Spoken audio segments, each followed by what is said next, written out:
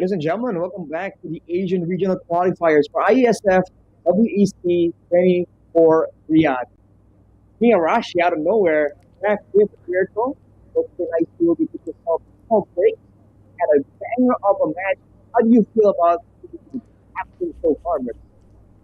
I feel very great, man. I feel good as usual, man. Every single time people ask me how I feel about these matches, I just gotta say great because especially this time, we got our first full best of three. We've been waiting for this moment ever since even the African regional qualifiers. And in the African regional qualifiers, everything went in to a full sweep even until the very end. Luckily, we finally get, that full best of three. And what better of a match than the previous match, Cambodia versus Myanmar, to take us all the way to 3 games. Some close games, some crazy tactics being shown as well, some crazy drafts as well. And man, I'm very excited to watch and to cast for the next match, Indonesia versus Malaysia, because Indonesia-Malaysia, this is personally my highlight match of the day. Oh, fun stuff, man. I mean, for us personally, there's stakes as well, so we're gonna stay professional, of course, always.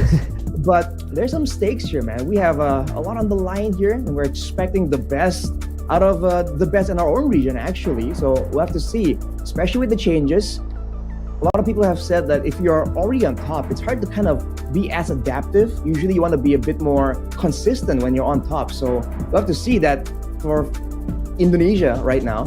Can they have that adaptability with the changes, massive changes when it comes to items and the quote-unquote meta as well?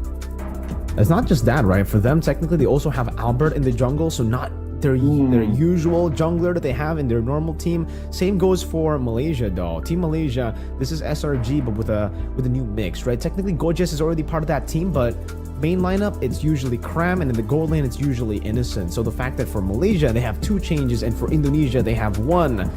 I'm definitely going to be very interested to see how that dynamic plays into this match, right? Because these teams are great, sure, but how different are they going to play compared to their normal selves now that it's technically full Malaysia, full Indonesia? Because for Indonesia, at least, we technically already have the data. We know that for Indonesia, with Albert, they're playing to, I would say, a pretty similar level to usually, back when they used Kyrie, especially in the qualifiers to actually represent Indonesia in ISF 2024. So here it is, the match card. Up next, man, Malaysia versus Indonesia. So we have to see. Like we mentioned, it's really a different situation altogether. Now, I think we are really looking forward to the small changes, right? I think we are already past the bigger changes with the roster, with the different players, different strategies. But the micro adjustments right here, especially knowing that there's a lot of data for both these teams, both are very notorious for actually doing very well in scrims, even with the other teams. A lot of coaches we talk to always talk about this Malaysian team, Malaysian roster being quite deadly as well. Yeah, and here it is, the lineups. I think for Malaysia, we're going to introduce them first. Yums, Stormy, Skies, Gojes, and Lolios. I think for Stormy as well, and I think for every single one of these players except for Yums, this is going to be the first time ever representing their country in an international tournament, right? So that's going to be very, very cool for them.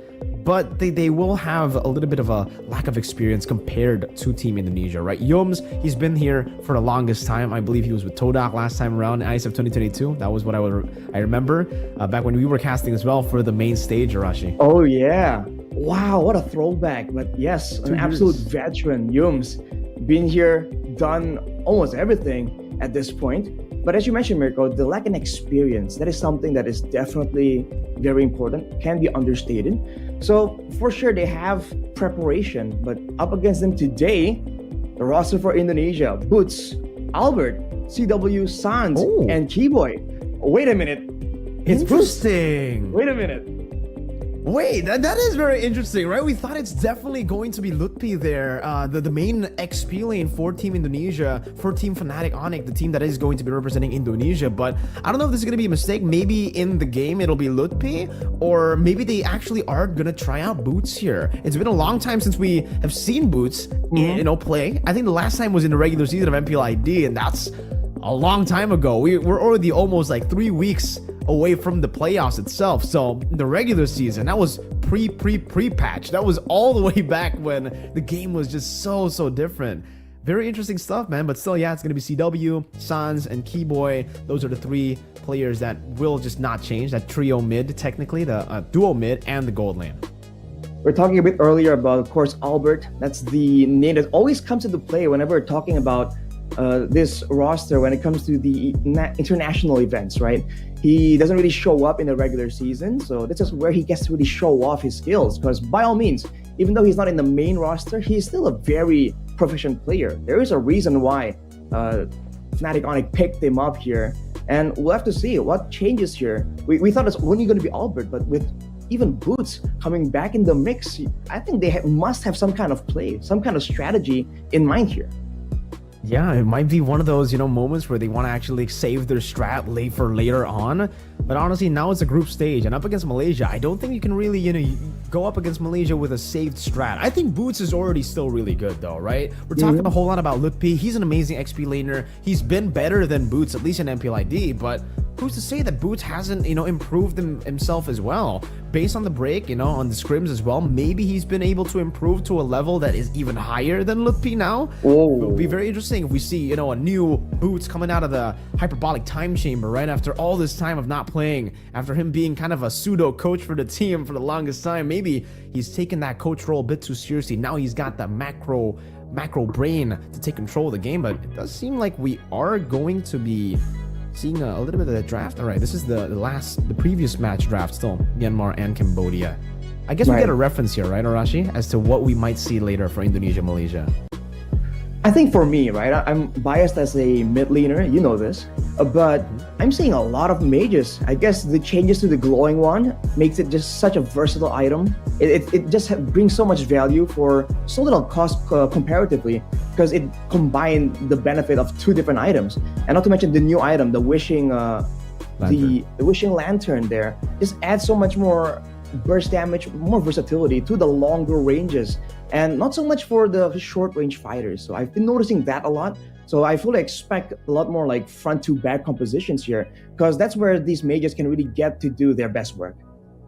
I'm actually expecting more assassins to come through, right? So me and Naisu, we've been talking about how, sure, the mage items have been buffed. Technically, we got some new items in the mage position that it can be utilized really well. Technically, even the Sky Piercer could be utilized as burst, right? But for some of these mages, but I'm looking at these assassins, and it's going to be really tough to play these vulnerable mid lanes, I feel, right now. Like the Novarias, the Farsas as well, especially if the Ling is left open, if the Hayabusa is left open. These two picks, the Ling we have seen just yesterday from Team Indonesia as well, but from Mlbb Women's. We saw Vival pop off on that Ling, obliterating any sort of backline that the opposing team had. It was up against Brunei Darussalam, and their backline just definitely didn't have a good day at all. Definitely didn't have a good matchup against that Ling.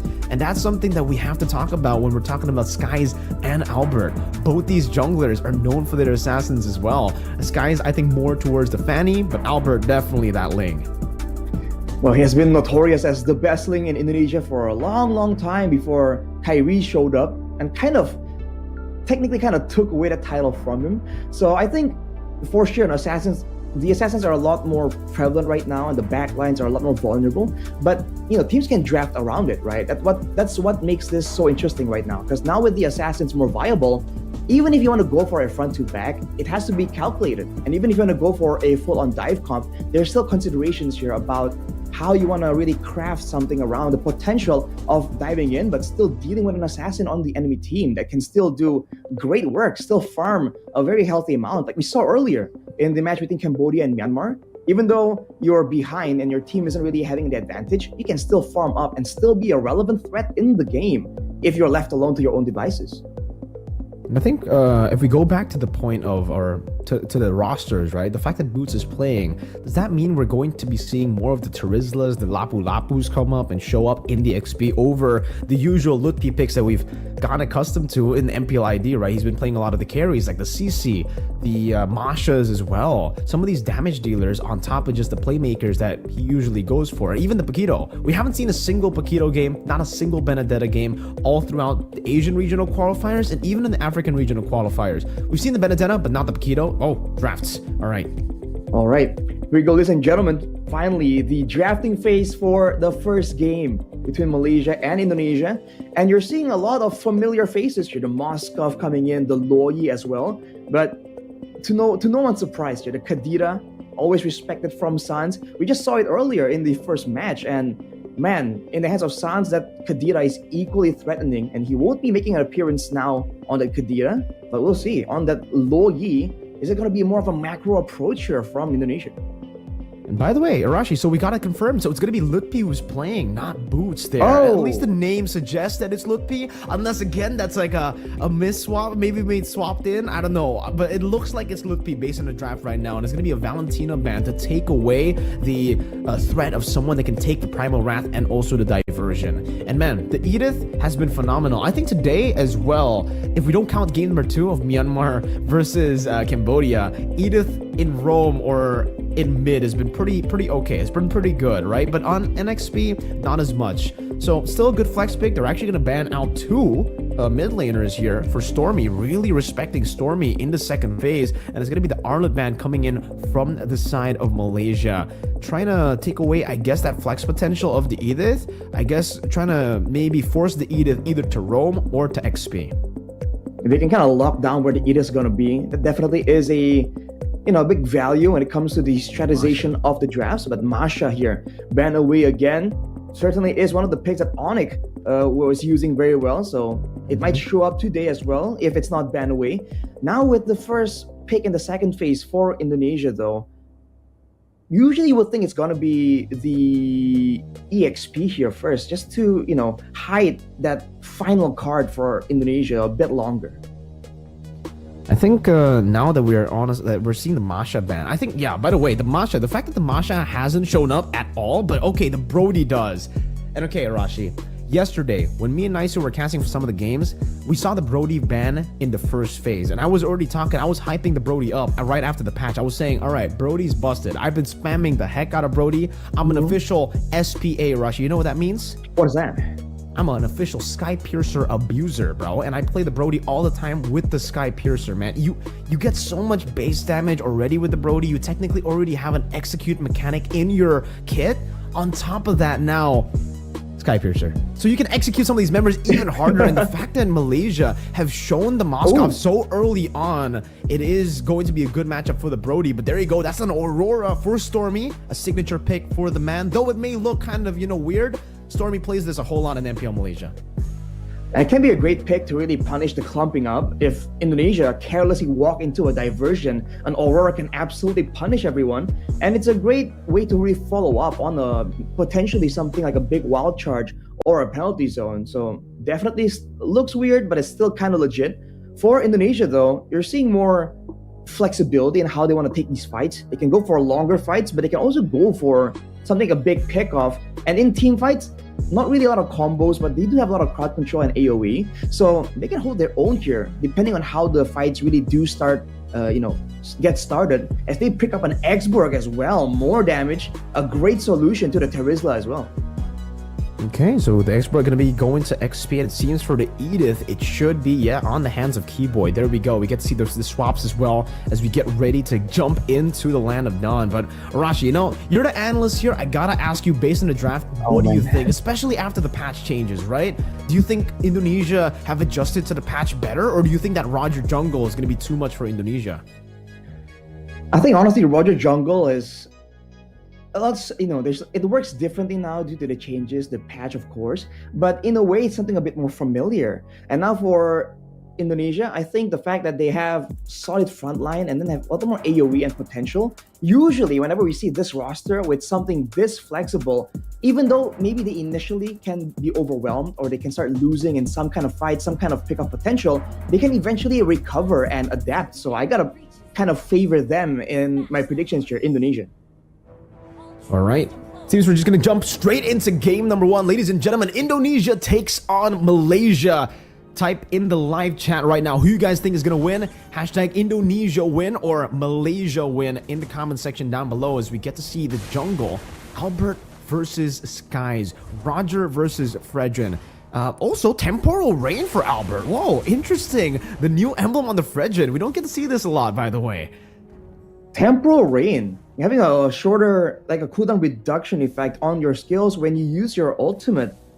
I guess he's intending to spam it out while farming in the jungle. Federans do that, but we'll have to see how effective this is because it takes away from some of his combat potential, especially pre-level 4. But Keyboy, as you can see, already diligently protecting the jungle, making sure that so far no real big plays are happening. But especially with the low Yi, I expect Indonesia to really start ramping up the aggression, particularly right now. And I love the fact that right now, oh, that's an onward by Keyboy, just doing some damage over to Yums there, poking him down. But I like the fact that a lot of the fighters in the XP lane, they're just going for Impure Rage now over the Brave Smite. I think it's because of the change to the War Axe. Now you technically have the Bloodlust Axe built in already, so you already get the sustain from the War Axe, right? So you can just go for even more sustain with the Impure Rage if you don't have mana, but if you have mana, then you can just stay in lane a lot more while also using your abilities to get the War Axe sustain off. Yeah, the sustain coming in from the War Axe makes that item, in the same way the Glowing Wand is just so value right now for the mid lane, that War Axe now is just so good. I was expecting a lot more fighters to show up, but Mlbb now getting focused down by Stormy who rotates, but now you can see the follow-up coming in, and whoever clears the way faster here will get level 4, and that will be Malaysia for now. But you can see that for both teams, they're taking this very slow. They don't want to be the first main aggressor to get punished. But here now, the big value from Indonesia really shows the fact that their jungler is a fighter that can't be zoned as easily. But look at this, Stormy. Stormy goes up for stun. Good purify from Sans. Getting out of it now as Yums cannot go for the wild charge. Not just yet. Is still level 3. Hovering over, but finally gets level 4. As Keyboy now looks forward. Wild charge and Afflictor combo into the back with the penalty zone as well. And lock Mlbb down. But Keyboy does the same with the Earth Shatter and the onward. As that's going to be the Praisers wrap. But Gorgeous wins out the retry battle. It's not the jungler. It's the XP laner. Gorgeous though will fall and Yums will be forced back. It's a 1-for-1 trade and Keyboy wants to make it 2-for-1. But in the end, it's a win for Team Malaysia early. Wow, it's just how we expected, man. Indonesia and Malaysia, there is always going to be fireworks, going to be chaos. At first turtle take, usually we see something a bit more disciplined for these rosters, but when it comes down to it, it was just an all-out brawl. And like you mentioned, Miracle CW with the sky-piercing abuse coming in. That's an SPA right there. CW, he's just like me, you know, he loves to abuse that sky pierce, so we got a replay. That's this turtle fight right here where Malaysia just barreled through and they're kind of holding back Indonesia. And in the midst of everything, Gorgeous, out of everyone, was the one to secure that turtle. So small win for Malaysia, but overall, it's still a very slow game. But Malaysia is doing a great job just staving off the aggression and the level 2 power spike technically from the low Yi. So we're gonna have to wait a bit longer to see some kind of big play, but Gorgeous getting roasted here in the lane. Yeah, forced to recall now as Mlbb gets so much more space to pick up the turret shield. And he'll actually just be going for both. He's letting the minion waves go for the turret shield, getting him down now in the mid lane. It's going to be Keyboy frozen up, and that should be the kill for Skies as he's able to deal with Keyboy just through that stun. And also a Spear of Destruction that's going to be used up just for the damage. He won't teleport there, and he'll just stay in lane. Great play here for Malaysia, picking up a kill. But on the bottom side, you can see the rotations coming in. They're trying to make sure they get as much advantage as possible, especially when they have control over the map before the diversions coming in from Indonesia will start to be an issue. You can see that they respect the potential of ganks as well, because Lolio with the Purify is going to be a lot more difficult to really pick off, even though CW is on the Brody that can facilitate some of these ganks. Okay, set up for the second turtle now. Mlbb doing the same thing he's been doing to Gorgeous up top, just roasting him down. But Skies is rotating up top, trying to deal with the Faraga armor. Actually jumps in as the War Axe gets completed by Gorgeous. Keyboy with Earth Shatter, going to zone Stormy away from this turtle. But look at the barrier there placed down. Albert won't be able to take full aggro on it. Gorgeous gets taunted up, goes in for the penalty zone, connects onto Mlbb. Their retreat battle, and it's not going to be any of the junglers winning it out. Look at this! Look at the damage coming from Stormy and the CC, as that's going to be him taken down. But Stormy now running away with the passive. Gorgeous flickering forward to find Mlbb as Keyboy deals with Skies in the Primal Wrath, and CW rotates from the bottom lane, but will give out so much more prio in the bot towards Lolio. Spear of Destruction connecting on the CW as Yums gets taken very low, but is still able to survive, and Lolio decides to go in. That's a stun on the CW, and now with a Lycan bounce, they're able to get the kill. CW forced back, and Sans is able to get a few more of these trades on, but in the end, it's an all-out win for Malaysia. What a great play for Malaysia there. They were able to focus down the targets even more efficiently than Indonesia and still get the global presence play. And look at that though, fight still breaking out all over the place. Loliel coming in with the Spear of Destruction earlier was just an absolute win. He knows his team was still in the fight, was still having the advantage. He joins in and just shuts down CW in that fight as well. And just off screen there, Yums was able to find yet another kill. So it was the turtle taken away. It was the bottom tower taken as well. Malaysia here is pushing on the pace on Indonesia. Doing a great job so far.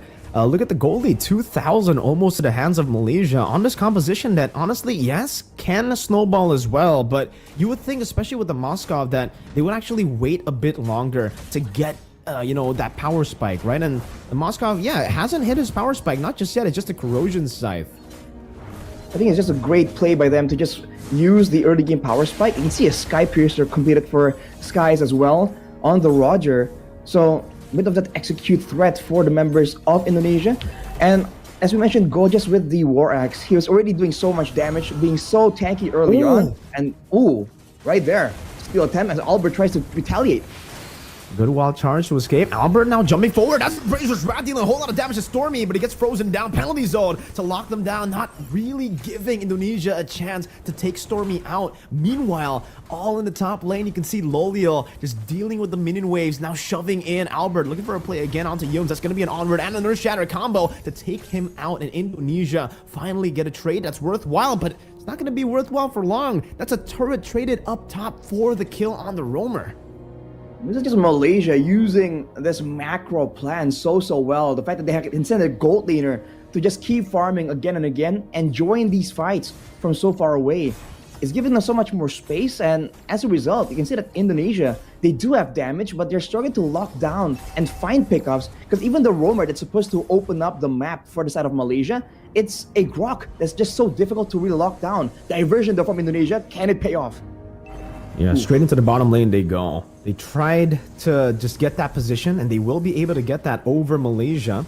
They set up for the turtle again. That's going to be an onward, and the Earth Shatter locking Yums down as Mlbb deals with that damage. Oh my god, the dispersion and the rotation almost takes Yums down. Mlbb will be able to burn him down to the ground, and that should be a free turtle over to Indonesia, as Malaysia just look to trade on the other side of the map. Moskov still just farming. It's a great play for Indonesia to just decisively go for it. And if Malaysia obliges, they seem to be in position to go for a fight. But knowing that Loliel is usually a bit further away, penalty zone though from Gorgeous. Yeah, with the flicker comboed in together, now with Spirit Destruction goes in as well. Gorgeous might be caught in sort of her memory as they go for the diversion. And Stormy committed the flicker as she used the ultimate too, trying to catch some of these members. Indonesia able to bait out some big resources. The diversion set up inside the bush. Crafty stuff here from Indonesia. But their troubles are still around. They haven't been able to use a lot of these diversion plays because they don't have control over the map overall. Just because Yums has been aggressively contesting vision and information, and Keyboy on the Edith is just not as mobile. Not a lot of ways for him to really escape from a full-on chase. So he's just forced to play a bit more conservatively. And right now, though, you're seeing that possibly the top lane turret might fall right there. Mlbb is one of the only members that can just keep pushing while having a guaranteed way out from a surprise gank from Malaysia.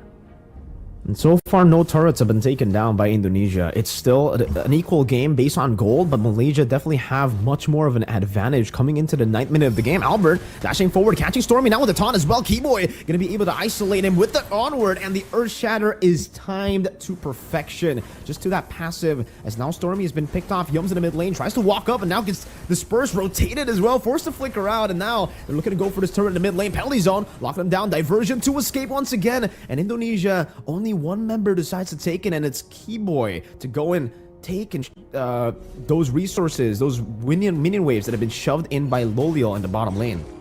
And that's what you've been seeing from Indonesia, man. They're using these diversions to really match the macro play from Malaysia, not really to initiate their own pickoffs. Sans here, though, getting caught by Skies. Yeah, feeling a bit of damage, but Mlbb is able to fend for Sans. Great play from Malaysia there. Just going for these flanks, knowing that they have control. That is what Indonesia, ironically, need to do as well. When they're able to locate Stormy in the middle of those fights, I think they have to try and do that, unless they want to just go for a fight and allow Stormy to just keep pumping out this damage. That's the mage presence we've been talking about just earlier. With the Lord spawning, though, we already talked about the damage, the extra damage that it does now. can see that Indonesia are very calm about this though. Still going around, still waiting around because they know they have a diversion play available. Take a look at the items. Queen's Wings rush for Lutpi to try and be a bit more relevant, but Albert gets jumped on. Yeah, they go for the diversion now, but Albert is going to be taken down. The Frigid Glacier, as well as the onward from Keyboy, gets into the Frigid Glacier. Yums will be taken down by that sky-piercing damage of CW as the Primal Wrath gets used up by Keyboy. Now trying to steal some damage on the Gorgeous, and the Torn Apart Memory gets rid of him. That's going to be a stun on the skies, but now with the Lycan Pounce, CW will be shut down as Keyboy flickers forward, but is unable to find anyone, and now uses the onward just to disengage. It's a 2 for 2, but it's in favor of Malaysia. Both or all three of their damage dealers are still alive. All damage dealers alive, but they have no front line. They'll be forced to play a bit more conservatively right here, but no, never mind. They go for Lutpi, but he does have the Firaga. He might get taken out though. Whew. No, he gets out with the flicker. Almost taken out. Yeah, Loliel is definitely pushing the pace now. And I think at the 11th minute, he already has his power spike as they go straight for the Lord now. Indonesia, they need to try to contest this right now. The goal lead is still 50-50. Stormy, oh, Frigid Glacier going to be baited out. And that's going to be the knockup from the Lord, revealing Yums. Keyboy with the Earth Shatter. Not really going to be using flicker. Wild charge into the back, catching Albert to stop any sort of retreat play from happening. Keyboy with the onward and the Earth Shatter. And Calvin Winata, CW, will be able to pick Gorgeous up. It's a 1-for-1, a kill for a Lord. Definitely still value for Malaysia though, and immediately everyone scrambles into position to try and manage the minion waves.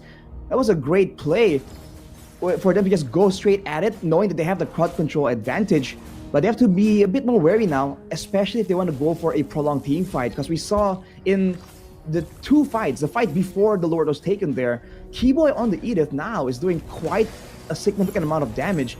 So you can see Loliel early getting dueled by him. They have to be a bit more careful on the positioning and who takes what damage. But look at this wall charge. Good wall charge to catch CW, and a diversion does get them up top now as the Spirit of Destruction is in the bottom lane. Loliel will be able to rotate over, but look at that. Keyboy gets isolated completely from the team. The team has basically left him all alone in the bottom lane, and it's going to be Malaysia with the capitalization. Lutpi still kiting away from this Lord as Sans deals some damage back on the Lord. Ooh. And now it's going to be Stormy with the flicker forward, catching CW with the Frigid Glacier, and Skies looks for it, but now Skies will be outplayed with a stun by CW as he buys the Rose Gold Meteor, and Indonesia will still be able to defend. Not even a tier 2 in the mid lane falling just yet. That was a respectable outplay attempt though by diversion. Now going on to Loliel. Going for the fight again. Penalty zone catching 2, and CW is going to be compromised. Now with a wild charge 2, it's going to be Sans and CW locked down, but Sans get a bit of that damage. The Spirit of Destruction connects, and Calvin Winata will be taken now. Lutpi still roasting in the back as Albert gets slain. Loliel is going crazy with a double kill now as he's looking for Lutpi. One more Abyss Walker to the front, but now the last Insanity gets rid of Gorgeous and Yums to claim another few kills for Indonesia. But still, it looks like it's a win for Malaysia.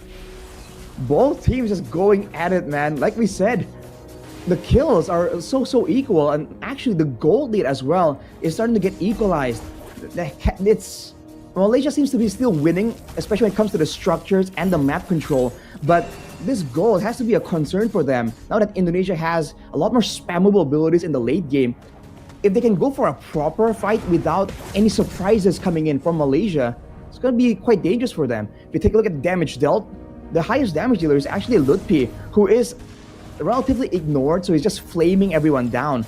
But on the other side, Gorgeous, who is supposedly a frontliner, is just doing an insane amount here on this Terizla. That is definitely something that Indonesia will struggle to try and deal with, because their main damage dealer, Calvin Winata, has a bit more of a burst style of a hero, so it doesn't really shred through this Terizla as easily. Slowly but surely, it does seem like Malaysia are outscaling Indonesia, right? Wild charge again into the penalty zone. Keyboy still going to be able to flicker out of that, and that's 2 big ultimates used up for the flicker. Who gets more value out of that trade, Arashi? Considering that the Lord is just up right here, I think Indonesia technically has a bit more value to be taken, unless they can't really get forced to go for the Lord because of the macro play. The bottom wave gets getting pushed out. Diversion is available for Suns to bring CW into the fight, but we'll have to see how Indonesia wants to play this. Okay, Lutpi in the front trying to zone them away now on that X-Borg as Suns gets the conceal of Keyboy to go back into the mid lane to clear this wave, and he will be able to do so. Athena's shield now bought up by Keyboy, so a little bit more sustainable in the skirmish. As Albert, you can see that the Lord Dance is, not as good as it was before, as the Lord takes so much of your HP away. Albert is down to a quarter of his HP, and now it's Mlbb who's trying to take the turtle, or the Lord aggro. And again, so much damage already outputted by the Lord. This new change is definitely changing a few, dynamics in the game. The Lord Dance is so much harder to do. Oh, Keyboy, onward, and Earth Shatter right into the Frigid Glacier. They're all going to be baited in. And CW now in the back. It's going to be Sans who gets taken down by Loliel. CW gets some damage down with Wind of Nature. Will be able to save him, and Loliel gets the outplay onto CW. Mlbb next to the chopping block. The Spear of Destruction connects, and Loliel teleports behind him. The Faraga armor still ready. He will use it to just clear up the wave in the mid lane, but he will not be able to do so. One more cannon minion. They might be able to utilize all of this to go for the game end in game number 1. Just one cannon minion. One more hit to the cannon minion, but it'll be enough for Team Malaysia to secure game number 1. What a performance, man. That final fight was a complete wipe from the side of Malaysia. Indonesia, unable to do anything, outplayed at every turn. Who would have expected, man? Malaysia just striking first, pushing Indonesia on the back foot. And it's with Loliel too, right? The guy we were talking about how Loliel is completely different, how he plays to Innocent, the usual lineup for SRG for this team for Malaysia, and Gorgeous as well in place of Cram for SRG for the representatives of Malaysia. And you can see that with Gorgeous, with Loliel, they're still able to be an absolute menace in the land of Dawn. And I think we saw it there, the fact that Loliel was able to completely outplay CW. CW didn't go for the Wind of Nature, not at all, Rashi. Do you think that was a bit of a bad decision that CW made to not go for the Wind of Nature going up against a Roger and a Moskov? Because he did go for the Rose Gold Meteor. I definitely get that. Stormy was dealing a whole lot of damage, and that Frigid Glacier is annoying to deal with. But also, that physical damage in the end was what killed him, right? It was the Moskov who was chasing him. I think he was really banking on the positioning to really avoid that. But against a Moskov, you never really know, right? This was the fight earlier where I was talking about how Keyboy was able to do a lot of damage. But overall, with so much crowd control, so much ways for Malaysia to really deny Indonesia a favorable fight, the penalty zone, the wild charges, the glacier coming in from Stormy as well, you can see that whenever a fight breaks out, they're using these tools not to go for a combo, but to split apart the composition, the formation of Indonesia. And when their vulnerable members are left behind like this, like CW is caught out of nowhere, it makes it very difficult for Indonesia to get a lot of winning fights, a lot of winning situations where they can just stay protected and output their damage. Whereas for Malaysia, especially for Loliel, he has the Purify, he can be a bit more mobile in these fights, more self-protection, and Stormy has the passive on top of his own crowd control so that he can actually match his own when it comes to these very messy fights. So Indonesia, we're trying to use this diversion to really try and get a favorable circumstance to start these fights, but aside from some particular moments, for the most part, Malaysia just had their number, man.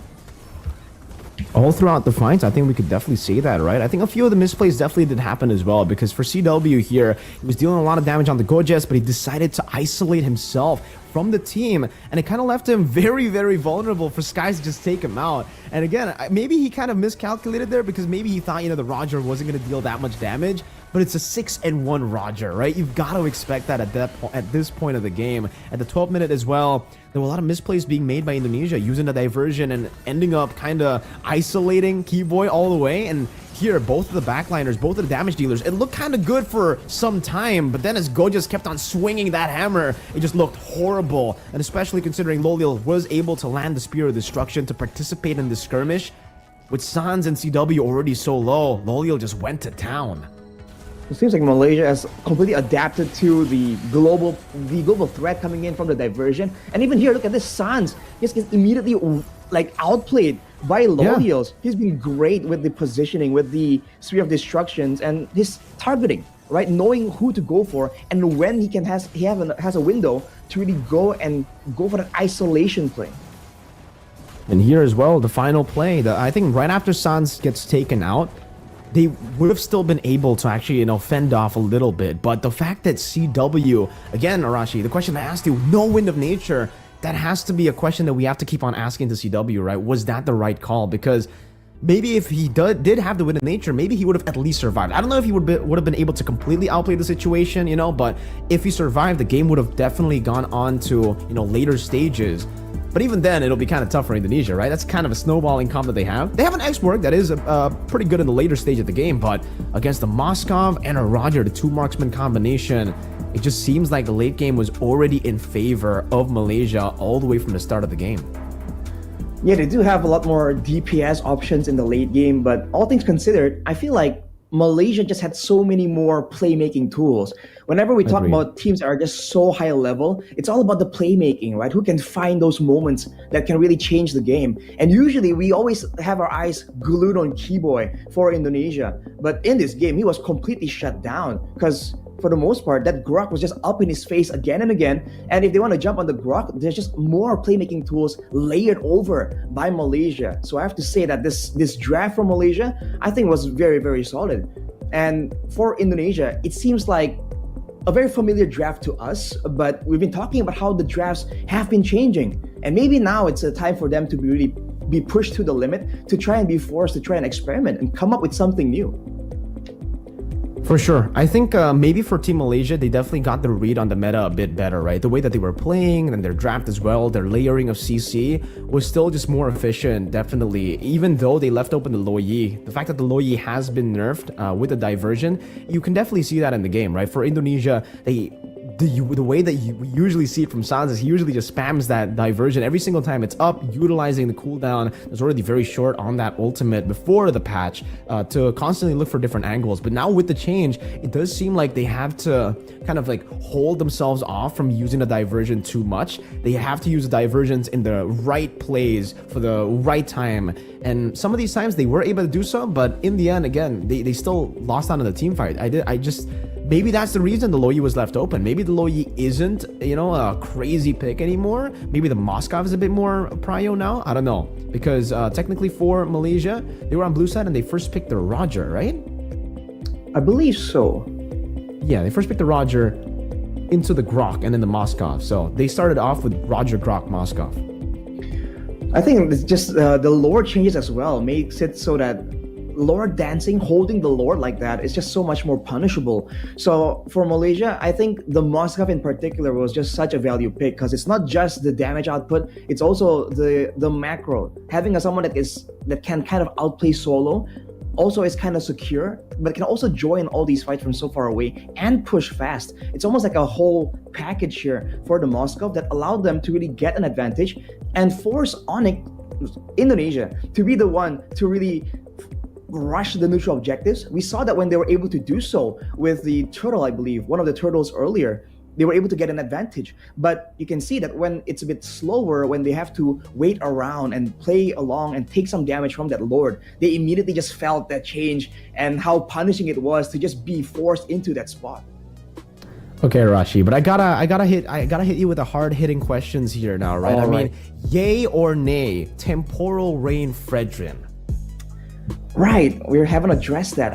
I think for now, nay. I wasn't sure what the idea was. I know that Fredrin is a very gotta use your ult, right? heavy hero, but yeah. So the thing is, it gives you a reduction when you use the ultimate. Exactly. So it's not like once you use it, you just keep getting reductions. It's like a one-time reduction, if I understand the tooltip correctly. So you use it once, you get value, and that's about it, though. So technically, in a short burst engagement, the Fredrin can get a bit more value.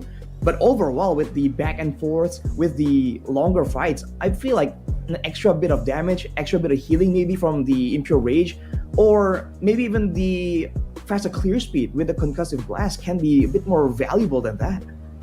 I have to agree, man. I think for the temporal rain, it might have been a mistake. I don't know if Albert mistapped it, or maybe he actually thought, the temporal rain would be a great choice, but we've yet to see it, right? I really hope that we get our doubts erased, our doubts basically like taken out of the game after game number 2, because if he does go for the temporal rain again and wins on it, then maybe we'll see the brilliance of it. Maybe it's because of the clear in his own jungle. Maybe he can use the when he can use the Appraiser's Wrath and then straight into the clear, right? But even then, I still personally don't really like the temporal rain on the Fredrin. We've seen Brave Smites, Impure Rages still, and the normal concussive blast, and I think those 3 work a little bit better, especially now. I think the Impure Rage has been rising in popularity a whole lot. Like in the previous match, Cambodia versus Myanmar, 6 players in total in that game went for Impure Rage. That's how many Impure Rages were there in the game. It's like the new QC or the new Brave Smite, Back in the day it was Brave Smite, and then it became QC, and then now it's Impure Rage. It's the new cool thing that everyone's just buying into. I wonder if it'll be funny if we kind of maybe ask and the answer was oh, the idea is to go in with the Fredrin, Appraiser's Wrath, right? Get a neutral objective steal, and then with the cooldowns you can kind of escape. So it's like an in and out playstyle in theory. It'll be pretty funny to see if it happens. But for now, they have to try and find something that really works here, because on paper, especially for the long duration fights, they were supposed to really win it out, but Malaysia just showed that it's not about just the composition, it's how you play it, how much pressure you can have around the map, what kind of flanks you can get. And if you do have everything lining up in your favor, even if your hero selection and composition doesn't really win out on paper, it doesn't matter. They can still get the upper hand. Yeah, and Yums was definitely, another. He was the core member in that team, always getting these wild charges. I think if it wasn't Yums, it was Gojes, right? Because Gojes, if you take a look at his KD, you definitely think, oh my god, this guy's feeding. But if you take a look at the game, he's always there to sacrifice himself to get the penalty zone on the right members and to set up for those wild charges, to set up even for the Roger and obviously, towards the later stage, Loliel.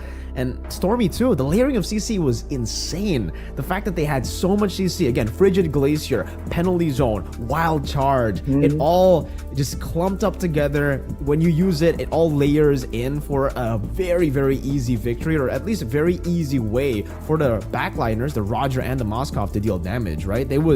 Technically, it was all just a setup for the Moskov and the Roger. On paper at least, but I think you have to also appreciate the fact that they were never really falling into a routine. It's not always a wild charge into a penalty zone and then more follow-up. You saw that on occasion, it was Stormy that just flickered forward and just laid out his full combo. So they were still trying to make sure that Indonesia is kept on their toes. They weren't allowed to really fall into a rhythm and kind of get used to the patterns here. So they were just trying to make sure that they were quote unquote as random as possible. Alright, but I think we are going to be taking a look at the last match MVP that is ready. So let's take a look at the last match MVP. Who actually got MVP? What are your predictions, Josh, for the MVP? Oh, for my prediction, I think it's Loliel. Well, spoilers, it is going to be Loliel here on the Moskov. I mean, 4-0 and 8. This was a game with a lot of back and forth, a lot of fist fights technically, and he was able to maintain perfect KDA, and he was always in the right place at the right time. And that's even before we talk about the Spear of Destruction accuracy rate. He's always landing those again and again, even in the most critical of moments. So I think this is absolutely well deserved. Gotta go, man. He was coming into this lineup, I think, with a lot of doubts because of his performance in NPL Malaysia as well, right? The fact that he was able to show up and play with no new items. He completely ignored the new items. They don't need the Male Victor. They the Sky Piercer. All they need is the pick that were already great from the last patch. Some crazy, what's it called? Global presence with the Spear of Destruction and late game damage, right? He was just able to participate in it out and then up to become a threat that he is. And of course, with the right tools to purify, the Wind of Nature as well. Don't forget, that was a big factor in how in that final engagement, CW was trying his best to try and find a way to deal with him, to try and turn it around. But with the Wind of Nature, there was nothing he could do. And Loliel understands that, and that's, I think, what's impressive. He knows his power levels relatively to the game as well. So he knows when it's time to really go in aggressively. because he has the backup, he has the tools ready to try and make the outplay happen. If he doesn't, he plays a very calculative style too, and just lays back and waits for the right opportunity. Slowly but surely, just wait for spike, and all of them, even power spike, he was already active, not in the team fights, but just by staying in lane, he was actively getting objectives for the team. On lane turret, and then the top lane were actually hold up, we're getting ready to get into the draft. I think we are already in the draft, by the way, Rashi. Right, we're seeing two. It's just that intense. But let's see here. Chip, Moskov banned away for Indonesia. We're seeing a swap here in the pick order, I believe. Nolan, Moskov, and Angela. So you're seeing a lot of respect to the mobility, the clear speed, and the global play that I think Indonesia is really respecting from Malaysia. But they went for the Valentina here. So if Malaysia wants to go for the Lo Yi, that is still available. So technically, they haven't really countered. They haven't really found a way to shut it down just yet. But it seems like Malaysia prefers the Arlet and the Claude. They try to take away as much mid control or maybe even jungle control as possible. Maybe getting rid of the Baksha would be a good option, because the Baksha could actually start to invade very early on in the game. And yeah, that's another good choice. The Masha too, someone that can actually just get so much more pressure in the XP and then start rotating over as the damage dealer to start thunderclapping some of these players. Because I think everyone on this team, by the way, from Team Malaysia, Arlet, Ling, and Claude, they don't do too well against the Masha. And I think considering how they've been playing, it makes sense, right? The fact that they want to have someone just pushing on the side lanes, relatively secure, not really susceptible to just getting destroyed 1v1. Banning away the Masha is a big part in making sure that that doesn't happen for them. So great ban, value ban for them. But now for Indonesia, they're faced with the global presence coming from a Ling this time. And usually we see either a suppression being used to try and control that lane, or we can see like an EXP laner that can really match that kind of pressure. So we have to see what Indonesia will go for. But they've run away to Terizla, so they recognize the how troublesome Gorgeous is for them to deal with, right? The big penalty zones, the sustainability, I think, more than anything, was just so annoying to deal with for Indonesia in game one. And I think for sure for Gorgeous, he definitely has a few different heroes to pick up as well. I mean, even if the Terizla gets banned out, maybe they can go for something like a Lapu Lapu as well, right? This is kind of the same idea. It's a playmaker. You want to go in with the bravest fighter to just enable for the team. And it's going to be the Julian ban, actually, from Team Malaysia. Maybe taking some data away from MPL ID, the grand finals and the playoffs there, with the Julian picked up by Fnatic Onyx, but it was a different player. It wasn't Albert, right? This actually still pulls in here in this game, or they might actually just be forced to go back to the utility. If they do go to utility around Rashi choice, would it just be or go for something like a fighter as alpha, but probably not alpha, right? There's not enough tanky members on the side of Malaysia to go for the alpha. But okay, that's a troll ban, actually, respecting Yums. Okay, so to answer your question for the jungler, I don't know, man. I think it has to be some kind of utility jungle pick, because as you mentioned, if it's a damaging jungler, especially for the alpha, yeah, the true damage does get a bit quote-unquote wasted if it's put into this composition against this composition. So I think it's definitely something that can really help out with the layering of crowd control, because if Keyboy is going to be playing that Grok, we saw how effective it was for Malaysia, but only when there is other options that can be put in the back of the minds of Indonesia. And we're seeing a Lo Yi picked in the second phase. So they have the Ling, now they have the Lo Yi. Indonesia needs to respond with something, man. Something to deal with this macro threat. And this time there's much more synergy for the Lo Yi, right? There's an Arlet and there's also a Claude. So technically with the Claude, you can utilize the diversion and put the battle mirror image behind you, and then you can go to a different lane and teleport back with the battle mirror image. That's been the combo that we've been seeing. But again, maybe with the new diversion cooldown, maybe you might not see that, but the Hayabusa with the Ruby gets locked in. That's the assassin that we were expecting, at least in game number 1, and Indonesia decide in game number 2, it's time to rock it. And it seems for Lutfi, he will be given that Ruby pick in the XP. Man, Hayabusa in the hands of Albert? We haven't seen this in a while. There are, of course, ways to counter it, and especially in the 1v1s, I'm curious to see how this plays out, right? Hayabusa against the Ling. I think it becomes like a bit of a skill matchup. The Ling probably has more damage output without using the ultimate, I guess. But even with the ultimate, there is outplay here with the Tempest of Blades as well. So I think 1v1 isn't the idea here. It's about trying to find ways to get in the back line, or it's who can actually use their ultimate and then go for retribution when they're in that immune phase. We've talked about this somewhat a while back, Mirko, actually. Okay, but it seems there's going to be a swap here in terms of the roam, at least, right? For the Grok and the Iesf swapping sides from Indonesia to Malaysia, from Malaysia to Indonesia. Yums was on the Grok in game number 1. If you guys are just tuning in, and it is 1-0 to Malaysia right now. They have a chance to clean sweep Indonesia. But Arashi, let's take a look at the drafts again. What do you think? Who do you think has the better drafts? Is the Valentina Beatrix the way to go, and the Hayabusa as well? Oh man, I feel like when it comes to the back and forth, I feel like now Indonesia has a bit more of an advantage actually. For Malaysia, I feel like they're the ones who are going to be forced to be a bit more decisive in how they want to move. If they go for a diversion play, or if they send the Arlet or the Iesf a bit forward to try and threaten and engage, if they don't really get it, they can get punished very, very easily. So let's just get into the line of dawn for game number 2. Will Malaysia get a clean sweep, or will Indonesia push them into a full 3-game series? Ladies and gentlemen, game 2. Let's see if the equalizer happens here, or if it's a clean sweep. But looking at the emblems, it does seem like it's already going to be a bit different here. No temporal rain this time around, at least not for Indonesia. I didn't get the chance to actually take a look at Malaysia. But okay, Hayabusa versus Ling. This matchup is definitely going to be an interesting one, right? Because on paper, I think if it's a pure 1v1, the Ling has a bit of an advantage. You can actually escape from the shadow kill while you're on the Tempest of Blades, and Sans and Stormy already going at it very early on. It seems Stormy will be able to get that win in the fights. Barrier, though, placed down by Keyboy. They might actually be looking to zone Stormy all the way back. They are successful at doing that. Straight into the lethal that they claim for themselves. The early game Valentina play, and you always need to mention Sans when you're talking about the Valentina. It's just a different way he plays it, and he can be very creative with which ultimate he decides to really go for right here. So now Yums is still trying to do what he did in game 1, and going on to Albert.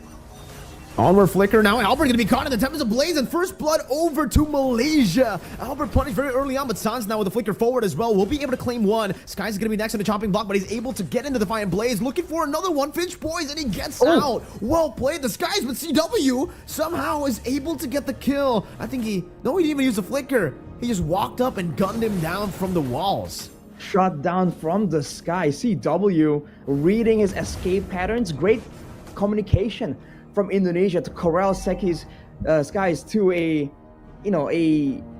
death there, even though he made the clean escape.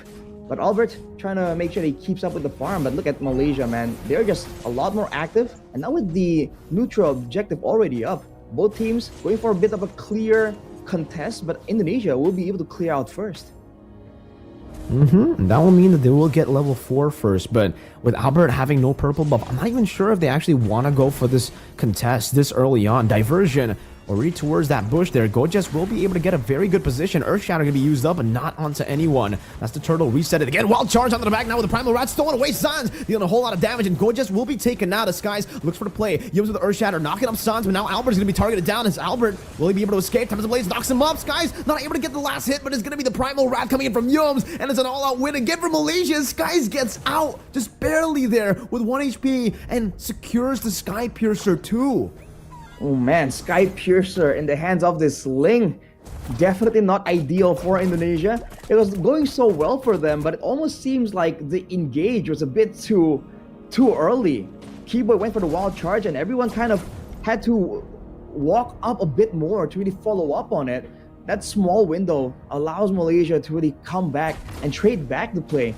And you can see the Primal Wrath damage. It's great in the hands of Sans, but you can't forget Yums can also deal a lot of damage there, as both teams actually are still taking this neutral objective very, very slow. It's like the fights are more important than the objective itself. Well, they are two assassins, right? It is two assassins in the game. Maybe the neutral objective might not play as big of a role compared to the usual utility role, but Mlbb is the one who takes the turtle aggro. Flicker, final slash now committed only onto Mlbb. Those Yums pops into onward. Earth Shadow Flicker knocking Albert up. He does still have the quad shadow, and he does go in. Retreat battle gonna be used up, as that's gonna be Albert winning it out with the help of the wild charge, and now comes back onto Yums with the shadow kill. Sans picks up the kill, but it is going to be Keyboy that is traded in. Sky's already very low, and Sans is looking to go for that one last hit to take him down, but Skies will choose the defensive route. Mlbb still hovering over now onto Gojes. It does seem like for Indonesia, they will take that small win for the roamer, just traded for the kill. And Mlbb in the bottom lane. Perhaps a 1v1 here as Gojes goes in and blazing away up top. CW will be taken down. No, he's still able to survive for a bit. And there you go, the last few shots from Loliel to take CW down. Fortunately for CW, though, he did clear the wave out, so he won't be losing out on any real any farm, EXP, and gold. But man, fights all across the map. Oh, Albert with the happy feet, but he's gonna get jumped on. Okay, has the quad shadow to go all the way back, but the dispersion and the rotation will be able to catch him. Skies jumps in, the shadow kill is used up by Albert, and now gets caught with the Finch Poise as the wild charge only connects on a Stormy. The Tempest of Blades has been used to actually go at it. Stormy taken very low, still able to flicker out to safety as Mlbb will be caught. The final slash brings him back into the tier 1 turret, and he's able to get the 3-man I'm offended right into Sans, but the onward brings them back on the Skies to get the Defiant Blade. Now it's going to be Keyboy in the midst of it all. Caught Sans, still dealing a lot of damage, and the conceal will be used defensively. Sans the flicker as well, and gets one kill. No one traded in, and now it's gonna be Sans who gets shut down as well. Malaysia getting all the skirmish. Victory CW! What a good snipe with the Renner's apathy. That was a diversion to go back to base or to rotate from Stormy, but that just painted a target on his back. CW capitalizing on it. Small victory to trade back, but overall, Malaysia does seem to have the control over this game, man. When they want to fight, they will get it. And Indonesia, you're seeing that they were just kind of lost on occasion. Even though Sans tries his best to really match it out, he has 4 kills in his pocket. But for the most part, you can see how difficult it is for him to chase down the members of Malaysia to finally get 1 or 2 kills in the midst of all these really long engagements.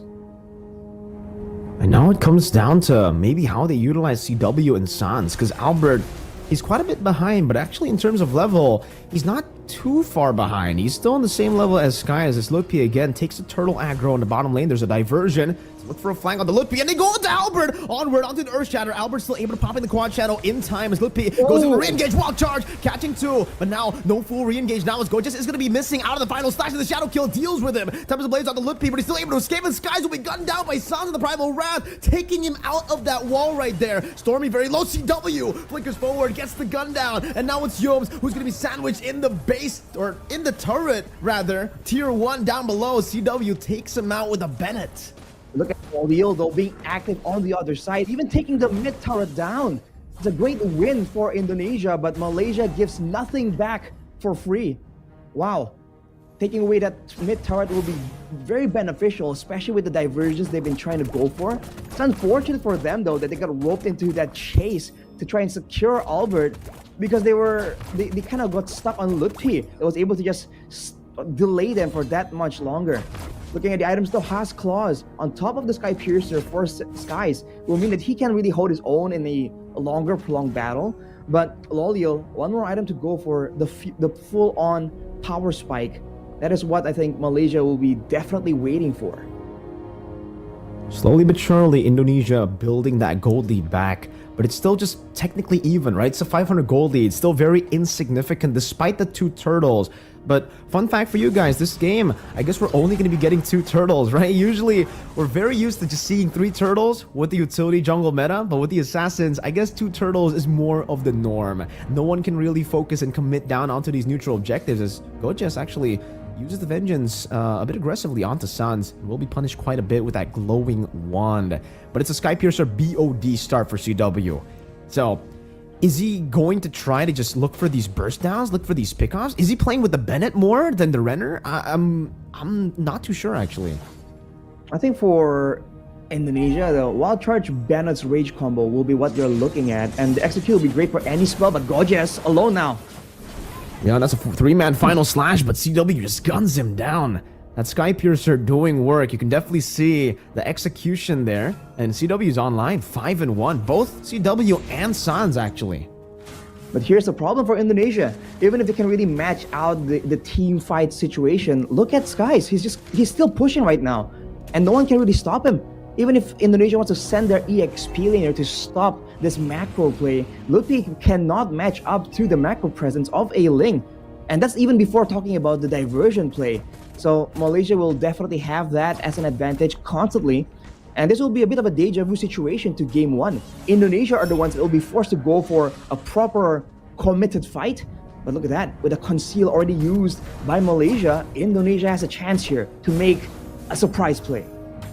Wait, how is Albert a level ahead of Skies? Mlbb, I'm offended, able to catch Jones right into the first match and final slash brings them back, but Albert is able to pop in the quad shadow just in time. Mlbb will be taken down now. CW does some damage back. Albert in the back shadow kill, getting 2 kills on the board. That's both of the assassins picking up a double kills. Albert looks for more, but Stormy gets rid of him with a shutdown. And Team Malaysia wins it out. CW now with the Wesker trying to go for the assassination onto Gojas, but will decide to just dash backwards again. It's Team Malaysia with a big team fight win, and CW, I don't think he can contest this, not alone. It was a cheeky play to go with the Wesker to try and get and execute. Deja vu to a couple of seasons back where that was a very common strategy. But Malaysia, with such a decisive win, they're going to go straight for the Lord. Indonesia won't be there in time, man, but P-Boy is going to force something. Okay. Doesn't seem like they will. Diversion gets spotted. Keyboy pops into Power with Nature. And just like that, Malaysia decide not to take it. They got the Lord. There's no real reason for them to go for the fight right now. They can just play as slow as they can. It's a 1,000 goal lead that will definitely be building. They have Ling. They have Claude. They can scale. That's unfortunate for Indonesia, man. They were in position first. They were the ones to try and make the play happen. But in that big fight, Gojas, that was a massive final slash that really kind of ruined the formation of Indonesia and resulted in everything just getting so chaotic. Albert was able to pick up a kill and was having some kind of presence in that fight, but unfortunately, it's just so much more limited compared to Skies right now, at least for now. Now, with all 3 waves just being managed by Malaysia, there's, like you said, Mirko, playing it slow. They know that there is no rush at all. They want to make sure that they get as much as possible. Maybe even a diversion here. Going towards the bottom side of the map, Yums is already hovering over, trying to get a big pick, maybe onto CW or Mlbb. They try to deal with this Lord. It seems that Tier 2 will be given away. It's a bit too risky to defend all the way into Tier 2 because Gojas also has ways to actually displace them with that final slash, but they will be able to deal with that Lord. Still with a mid-Tier 2 intact. Indonesia defending this time, but Malaysia finding crazy value with that Lord. Ooh. Oh, wild charge into the Bennett's Rage. No, they don't decide to go for it. Good flicker out from Yums to evade from that. The onward as well is to open up that bush again, and now in the mid lane they're trying to go for the clear as well, but man, Malaysia straight with the Primal Rat. They know how to utilize their resources so well. Mlbb, I'm offended, gets knocked out by the Earth Shatter as well. No real engage now, as that's gonna be Skies who jumps in onto Mlbb again, dealing some damage, taking him to a quarter of his HP. And Albert, his purple buff is being threatened away. And that's the final slash to connect onto Albert. He's still able to get out with the quad shadows. Keyboy gets gunned down by the Blazing Duet, and Mlbb is able to survive, but it's a win for Skies. I think he took the purple buff away from Albert, but I have to see. I'll have to look at Albert before I can really confirm. You have to wait for the visual confirmation. You're seeing Wind of Nature's built in for, at this point, both the gold laners. But for Malaysia, man, I think the response whenever Indonesia makes a play has been just so phenomenal. Every single time there's been a big ultimate, a big catch attempt from Indonesia, Malaysia just has the right responses again and again. If you're looking at the damage dealt, Sans definitely is one of the main damage dealers. CW is more of a burst hero, but it is diversion play just to send Lolio to go for a clear. Is he going to come back? Nope. Didn't set up for that play, but that's the macro play that Malaysia still has at their disposal. They've been doing all this without really relying on any crazy big diversion plays. All right, dealing some damage, poking Yums down. That's a slow push built up by Malaysia up top, and Yums will be opening it up right into the Bennett, doing a lot of damage, taking his immortality down as Keyboy pops into Power of Nature, but Mlbb will be caught, has a flicker. Lolio goes in and now purifies, and Wind of Nature's out. Finch poised into the back, dealing some damage, but look at Sans doing some damage as well. Back onto him. Albert with the quad shadow. Albert gets the kill. CW, pops into Wind of Nature and is able to kite away. One more shot. Stormy gets it. Sans will be able to catch him though, and he pops the winner crown to get out with the diversion. But it's a 2-for-1 in favor of Indonesia. That was mildly surprising. Wow. I thought Malaysia definitely had it in the bag with all the control, but Indonesia, they found a way with the targeting, with the crowd control to find that back the damage dealers for the side of Malaysia. And that was an absolute win. And even afterwards, directly going on to the Lord. Let's take a look at what exactly happened right there earlier. Wow. Yeah, I don't think we're gonna get to see the replay, unfortunately, but now it's how they are actually preparing for. Oh, there you go. Now it's the replay, Rashi. No, it's still low. You just go in and do damage, and the same way he did, Skies also went in to go for it, but Albert, just taking advantage of the mobility that Hayabusa brings, goes in, and CW as well. It's almost like when Malaysia are responding, they have all the right responses for Indonesia. But right there, when they're the ones to initially go in for a massive dive, it's a whole different story. But Lutpi already taken out. Now Yums with the conceal. Yeah, and the diversion into the back means that they can actually look for a flank. Yums are shattered. Oh, Yums gets a knock-up onto CW and Keyboy. And that's 3 on the board for Team Malaysia. But take a look at the Enhanced Lord that's just doing so much damage on the base, getting the base turn as well. Sans almost taking Loliel down, forced to go with the Battle Mirror image back again as Sans pops into Primal Wrath, now walking up onto Yums. Albert walks up as well, has a shadow kill, decides to pop it in, and is able to get out of the skill 1 coming down from Gorgeous. And technically, Indonesia get a lot of value in terms of turrets. They get a base turret in the far lane, but in terms of kills, yeah, they lost that one. What's with Indonesia and Lords, man? There's always some interesting Lord happenings whenever Indonesia is in the picture. All things considered, even though Malaysia had a great sequence there, a great catch, great team fight, they lost the base turret, and it's on the far side, away from the next Lord. That could prove to be fatal. Let's take a look at the items here, though. Sans, especially with the Blood Wings and the Lightning Truncheon, he has a lot of burst damage on top of the potential to go with that, with the Primal Wrath. So now, especially if you're a backline or an assassin on the side of Malaysia, you gotta be a bit more careful because, you know, Sans will be waiting to try and do something just unpredictable. All right, once again for Indonesia, it seems they're just trying to go and take this purple buff away. Sans dashes forward, but Skies will be able to retreat, securing it for himself. As CW gets that blade of the Heptases, and now I really want to take a look at the items, right, for Indonesia and Malaysia in the 16th minute of the game. It's a very small gold lead, but at this point, what is a gold lead even, right? It's technically 50-50, but the structure. How is this going to play into the next Lord, Arashi? The fact that the base turret in the far lane was taken down by the Lord. I think considering that Indonesia also have great engage tools to really start a fight off, it's going to be dangerous for Malaysia, but they're chasing Sans a bit too far there. You can see Indonesia setting up a trap potentially. They have control over the Lord already. And with that far side, just pushing constantly. Oh, Gorgeous. Ooh.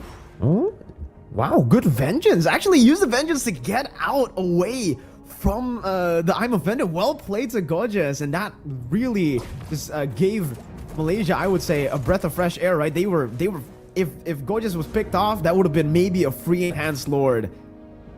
But now it's back to the waiting game, and with CW having the Sky Piercer, the Malefic as well, a lot of burst damage in his arsenal if they get too low, if Malaysia get too low from the Lord right here. So they need to be careful, and you can see that they're the ones who are forced to play around with the Lord right here, knowing that the bottom lane is shoving again and again.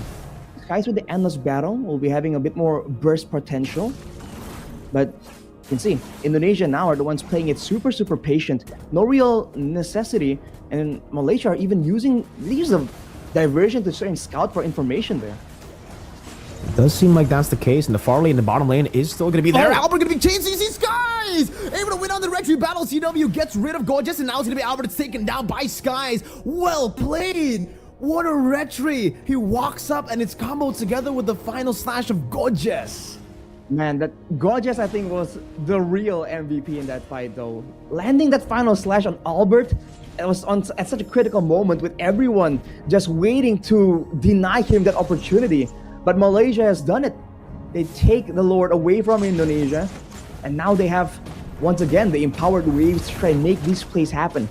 They're up against a Valentina and a Beatrix, though, so the wave clear for Indonesia is definitely something that they still have to try and prolong this game even longer. But We've seen how Malaysia plays, how Gorgeous and Yums have been so active. They can try and go for a fight and catch Indonesia off guard before they can even set up for a proper defense. We'll have to see how this goes.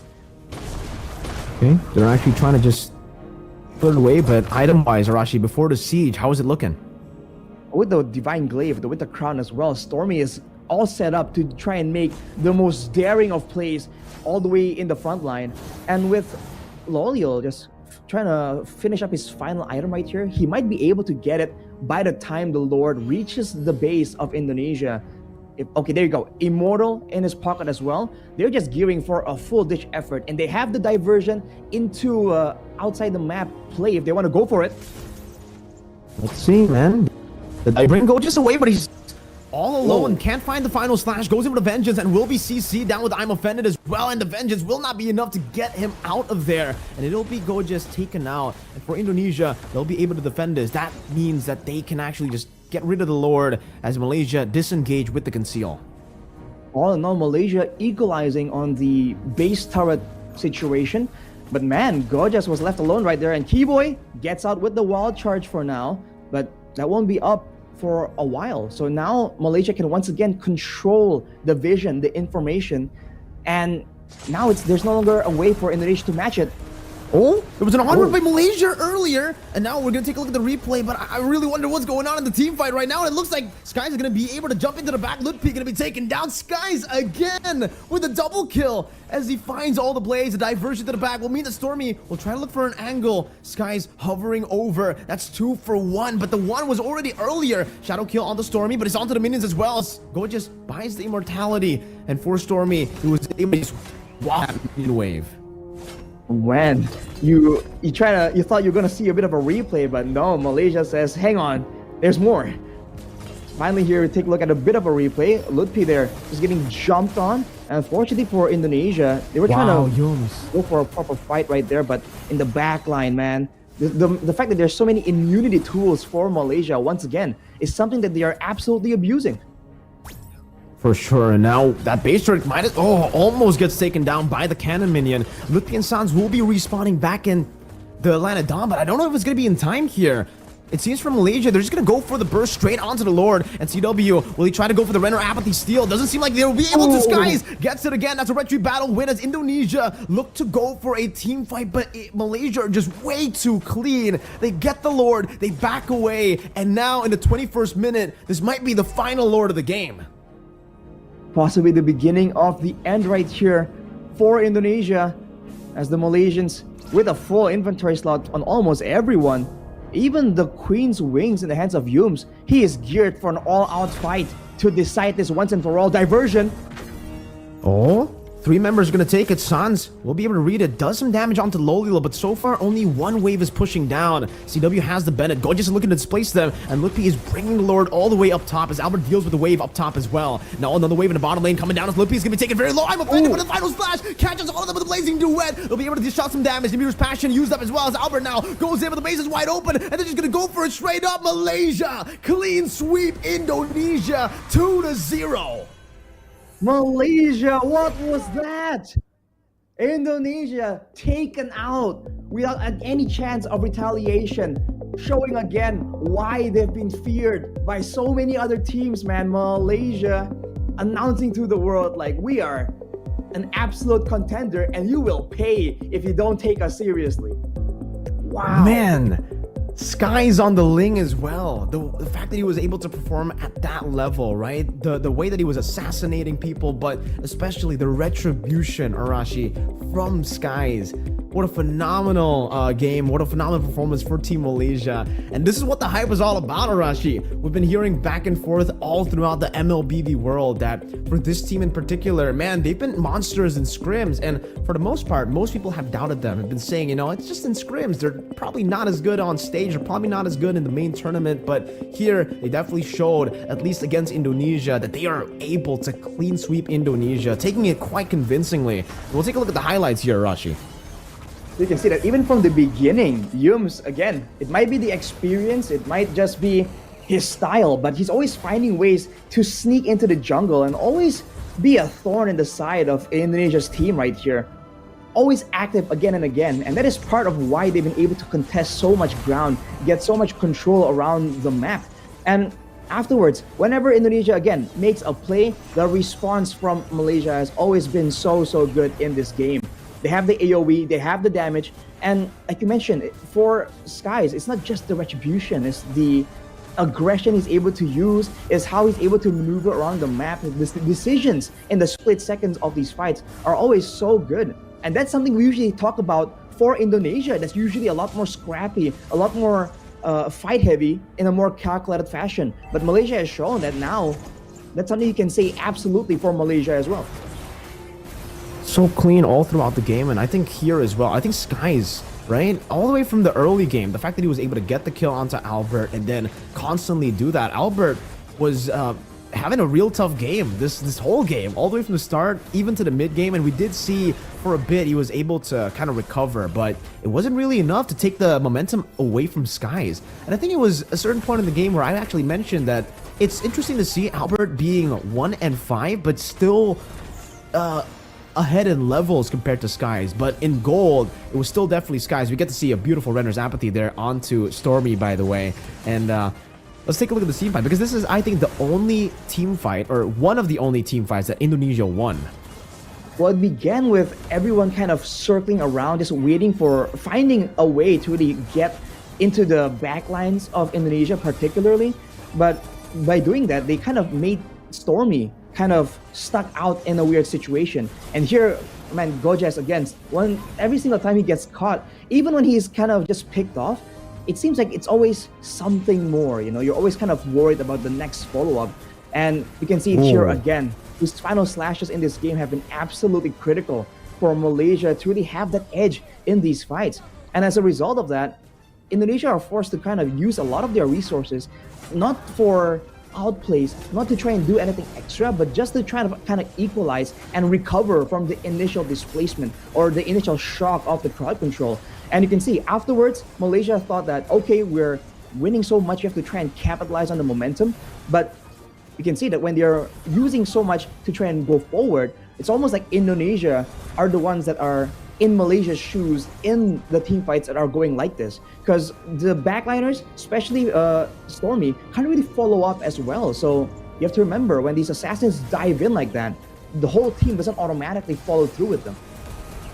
It's all about the positioning as well, right? Because we were talking about how, you know, they got the lore, they got the enhanced lore at that point of the game, and it looked like that was going to be the momentum that they would utilize to at least make the game go even further or take some advantages. And they were able to do so technically with the far lane, but all right, let's give some props over to Gojes though for this wonderful setup for Skies to just come in and retry, right? Because you're right, I think you definitely got to give more of a highlight to Gojes in that particular fight, because if it wasn't for the final slash, it would have been more 50-50. Maybe Albert would have been able to win that out. But because Gojes went in, sacrificed himself almost technically there, and got Skies so much more room to go for the clean retry, it was so good. And here, dude, the fact that Yums, he didn't decide to go back. He decided to flicker forward. This guy has been so good for SRG, and now he continues to be good for Team Malaysia.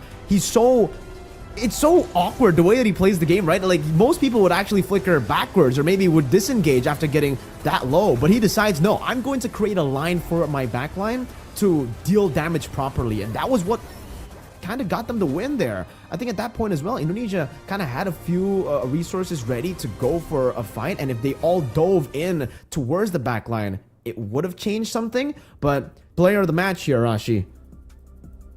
Well, player of the match is going to be Stormy here, 4-2-12. And he was making the macro plays with the diversion, but even in the team fights, his positioning, knowing that there are assassins around, knowing that he's a vulnerable target, he's always been a lot more bold in his positioning. But looking at how Yums was playing, like you're mentioning, Mirko, I think it's part of why he was able to do that, part of why he even dared to do that, is the fact that there's great communication and trust in this team. He knows that if he walks up and he gets jumped on, it will come at a price to Team Indonesia, and his team will absolutely capitalize. And that is what I think they've been using, right? If whenever they kind of give something up, they know that it's fine, because I know that my team will try and get something in turn. And that just leads to such clean, such calculated gameplay. And unless something really unexpected happens, they just seem so stoic, man. They don't seem flustered at all. They really do, man. And again, for Stormy, what a phenomenal performance here by him. Well played. But really, for every single member on Team Malaysia, I think everyone really played well, right? We can't really just say that it was just Stormy. He was player of the match. He did, create some diversions to actually give the team a lot of different angles of attack. But we gotta give props to everyone else on the team. Gorgeous. He was sitting on the bench for the most part for SRG and MPL Malaysia, for the fact that he is starting for Team Malaysia and he's doing so well after, again, sitting on the bench, right? Most people thought, this guy is not going to perform, especially here, considering he's been on the bench for so long, but he proved the doubters, the haters wrong for sure. Even Loliel had a phenomenal performance. He leveled up by so much, and we're seeing a different level entirely from Team Malaysia right now. It's just such a scary situation to be in, because usually Malaysia, great surprising moments, but they're kind of too flustered. But now they're just a bit more calculated, a bit more, crafty with their aggression. And I think that's scary news for any team all across the world. But Malaysia is your winner. So Malaysians at home, it's your time to celebrate. And it's definitely a big statement, beating Indonesia out of nowhere and in a clean sweep fashion.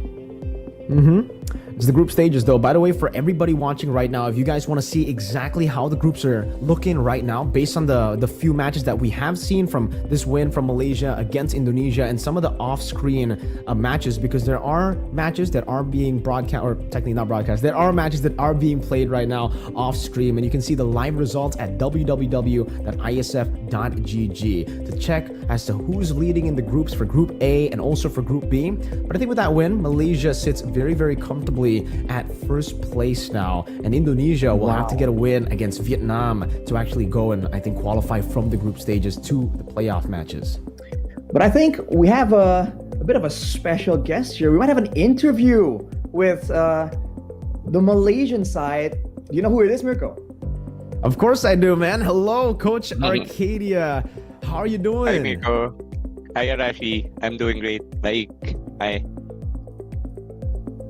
All right. Well, I guess I'll ask the first question here, Arashi, right? Sure. Arcadia, I think you're not new to this kind of stage as well. But I want to ask, for the most part, everywhere in the world, a lot of people have been saying, the hype for SRG, the hype for Team Malaysia, they're overrated. They're good in scrims, the general consensus, but how are they going to perform on stage? And here, you kind of proved to the world that Malaysia is ready for the international trophies, for the international tournament. So what do you think? What do you want to say to all those haters or the doubters?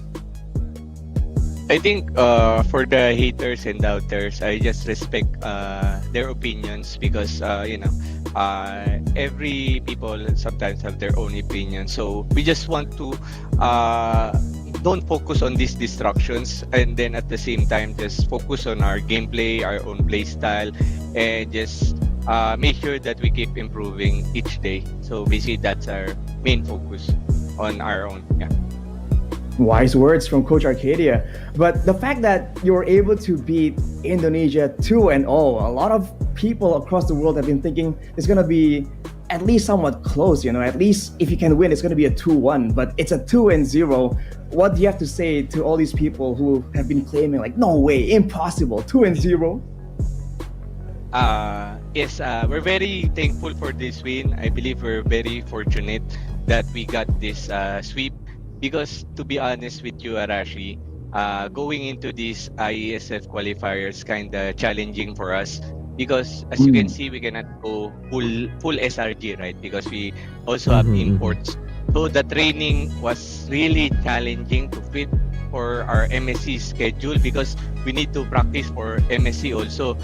So our training was very limited going to the qualifiers. I mean, for the IASF team, it was very limited. So we're just happy that we were still able to get the win, and I just want to give a props to my players, and then also to Becky, my co-coach, and then just want to say their hard work really paid off. Yeah, I think we can definitely see that hard work pay off here in this performance, right? But what what is your vision? Because you said, you got a limited time to practice for this tournament. You're practicing for a different tournament as well. Firstly, I mean, how do you balance that, right? You said what's the priority set at, by the way, right? Like there's this and there's MSC. How do you balance all that? It's crazy. Yes, it's really it's challenging, but we just if I'm gonna be honest, our scrim is like one scrim for IESF, like that. That's how our training schedule is. But we really working overtime for us to perform at both of the tournaments, the MSC and then disqualifier. So we just really working hard at this past few weeks. All right. Well, thank you for your time, Coach Arcadia. Do you have a final message right here to all the supporters, the fans from Malaysia, that has been just so passionately supporting you so far? I just want to thank all of the fans that are supporting us, and also to my family, friends, and loved ones, and also to all of our supporters of my players. And also, I just want to say thank you to all MPL community for supporting us in this journey. And hopefully, we qualify going to Riyadh. All right. Well, again, thank you, Coach Arcadia. With that, I think we'll end the interview right Thank you, there. Coach. Thank you so much, and good luck Right, thank in the you. future as well, sir. See you around. Thank you. Congratulations Thank on the you. win, man. Man, Always such a what cool stand-up guy. dude, man. Yeah, right? Like, dude, I mean, it has been a trend here, Arashi, for IESF. All the interviews, people have been actually talking like humans, unlike the normal interviews that we do. Like where, humans? yeah, these players usually, they answer us like robots, Arashi, right? But I'm glad to see Right. that, we can finally get to hear some of their thoughts, some of their actual opinions. I mean, it's always nice to actually get some info, right? Some kind of, insight to how they're feeling, what they're thinking. But I think with that, Mirko, we're going to head towards a break there. It's been an intense match, and I think we need a bit of a break just so we can go full power for the next match. So ladies and gentlemen, stay tuned. We'll be right back after this short break.